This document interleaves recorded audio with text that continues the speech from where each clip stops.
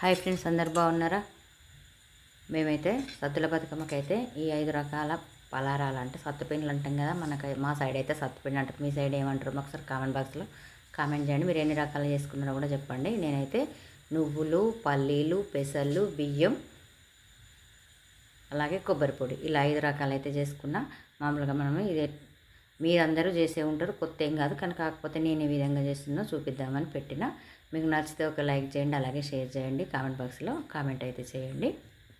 ఈ పల్లీలు అయితే 1 కిలో పల్లీలు తీసుకొని మంచి ఎరుపు రంగు వచ్చేంత వరకు వేయించుకొని వీటిని పొట్టు తీసి పక్కన పెట్టుకోవాలి. అలాగే ఇదే అన్నీ ఒకేసారి వేపుకున్నానండి. బియ్యాన్ని కూడా మంచిగా మనకి ఎరుపు రంగు వచ్చేంత వరకు, మనకు గోల్డెన్ కలర్ వచ్చేంత వరకు మంచి ఎట్లా అంటే పేలల్లాగా కనబడతాయి కదా మనకు. ఇవి రేషన్ బియ్యం అయితే బాగుంటాయి, దొడ్డు బియ్యం, సన్న బియ్యం అయితే టేస్ట్ ఉంటాయి.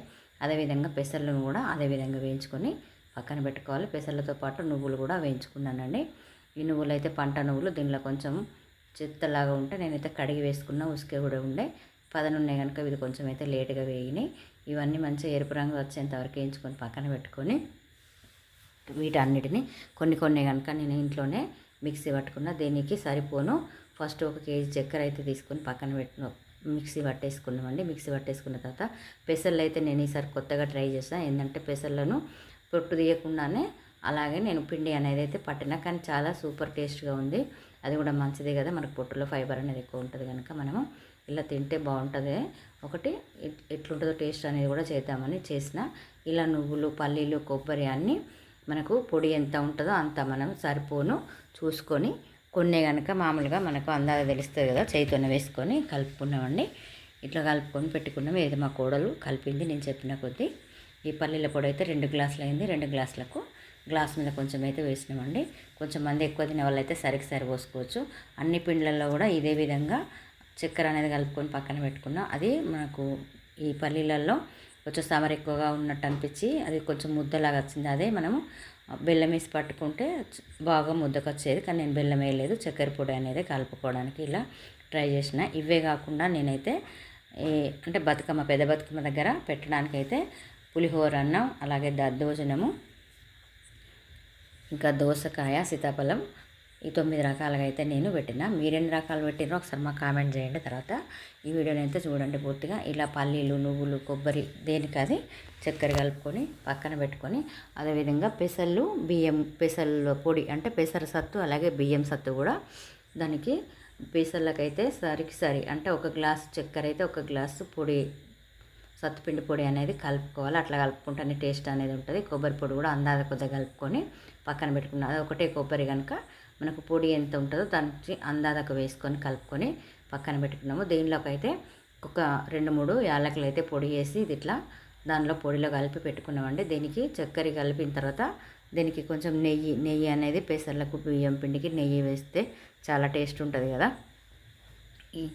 మనం ఇంట్లో చేసుకున్న నెయ్యి అయితే ఇంకా చాలా బాగుంటుంది. ఈ బియ్యం పొడి అయితే 1 గ్లాస్ అయింది. 1 గ్లాసుకు 1 గ్లాస్ చక్కెర పొడి, అదేవిధంగా నాకు పెసర్ల పొడి కూడా అంటే పెసర సత్తు కూడా 2 గ్లాసులు అయింది. దానికి 2 గ్లాసుల చక్కెర అనేది వేసి కలిపి పెట్టుకున్నా. ఈ కలిపి పెట్టుకున్న తర్వాత నెయ్యి అనేది వేసుకోవాలండి. నెయ్యి వేసుకొని మంచిగా మునిపైతే రోట్లో ఉన్నప్పుడైతే రోళ్ళలో దంచుకునేటప్పుడైతే ఈ నెయ్యి వేసుకొని మంచిగా రోకళ్ళతో దంచితే ముద్దగా వచ్చి చాలా టేస్ట్గా ఉండేది.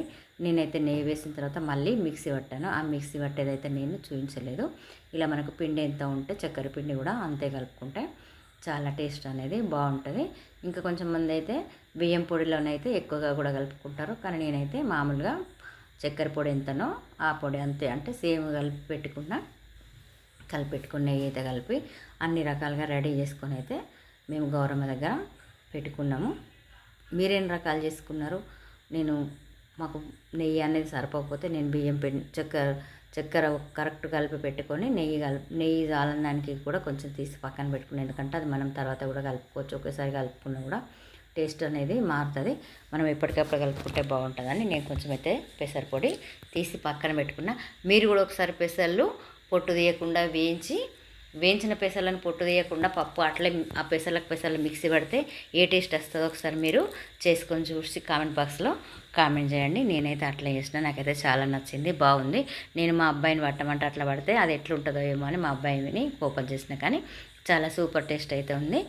మీరు కూడా మిస్ చేసుకోకుండా అలాగ ఒకసారి పట్టి చూడండి. నెయ్యి వేసుకొని ఇలా కలుపుకొని, మనం నెయ్యి ఎక్కువగా ఉంటే లడ్డూలు కూడా చేసుకోవచ్చు. లడ్డూలాగా అంటే మనకు నెయ్యి చేతితో పిసుకుతే వచ్చే అంత నెయ్యి ఉంటే అట్లా వేసుకుంటేనైతే బాగుంటాయి. నెయ్యితో లడ్డూలు కట్టుకుంటే.